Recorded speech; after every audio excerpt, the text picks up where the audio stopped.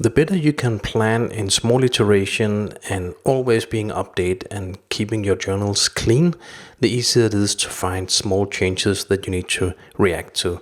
Let's take an example of a situation which is very nice with very few changes. So first of all, if I'm calculating for critical items in this scenario, including safety stock, I can see here that my lowest inventory on only one item is -10.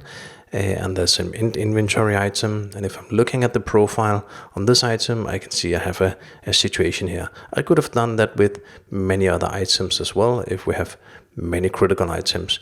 Whereas if I'm planning on moving demand dates in the same scenario, this one item will cause a lot of movement, and the picture that is coming up now on the movements could be very complex if it wasn't one item but 10 or 100 items that I didn't control.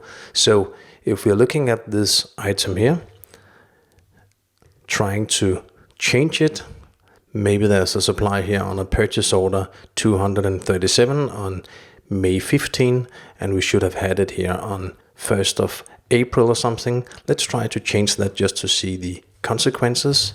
If I'm looking at the purchase order here, trying to find that. Like this, and we try to change the date until before the 7th of April that we have the issue on. Let's try to do that. Or however we are handling this demand, of course, so let's try to make it on April 1st of April instead, like this. And we go back to calculate moving demand dates to see how it works. So by being updating on all my planning, it's much easier for me to find small exceptions all the time. But of course it's difficult to get here, but it's a very nice planning strategy. And this will also make it possible to plan on huge orders or huge changes to see the consequences of that.